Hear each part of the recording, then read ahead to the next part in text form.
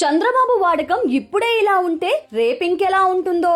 చంద్రబాబు ఏం వాడారో తెలుసా? కేంద్రంలో ఏపీకి పౌర విమానయాన శాఖ దక్కినప్పుడు చాలా మంది విమర్శించారు. కానీ చంద్రబాబు మాత్రం ఆ శాఖను రాష్ట్రం కోసం అద్భుతంగా వాడుకుంటున్నారు. ఛాన్స్ ఉన్నంత వరకు రాష్ట్రం అంతటా ఎయిర్పోర్ట్లు రాబట్టేస్తున్నారు. తన 2047 విజన్ ప్రకారం ఫ్యూచర్ లో వేగవంతమైన ప్రయాణాలకే డిమాండ్ ఉంటుందని గుర్తించి ఏకంగా 15 ఎయిర్పోర్ట్లకు ప్లాన్ చేస్తున్నారు. ప్రస్తుతం ఉన్న విశాఖ, విజయవాడ, తిరుపతి, రాజమండ్రి, కడప, కర్నూలు ఎయిర్పోర్ట్లకు తోడు భోగాపురం ఫస్ట్ ఫేజ్ ఓపెనింగ్ కి రెడీ అయ్యింది. అమరావతిలో Dubai level green field airport తో పాటు కుప్పం, దగదర్తి, శ్రీకాకుళం, తాడేపల్లిగూడెం సహా మరో 8 చోట్ల కొత్త ఎయిర్పోర్ట్లు ప్రపోజ్ చేస్తున్నారు. దక్కిన ఒక్క శాఖతోనే రాష్ట్రంలో మూలమూలకు విమాన సర్వీసులు కలెక్ట్ చేయటం ఆయన పొలిటికల్ అడ్మినిస్ట్రేటివ్ స్కిల్స్ కి ప్రూఫ్. దీంతో ఇప్పుడు ఒక ఇంట్రెస్టింగ్ చర్చ మొదలైంది. ఒక్క విమానయాన శాఖనే ఈ రేంజ్ లో వాడుకుంటే రేపు కేంద్రంలో పంచాయతీరాజ్ లేదా పట్టణాభివృద్ధి లాంటి డైరెక్ట్ ఫండ్స్ వచ్చే శాఖలు ఏపీకి దక్కితే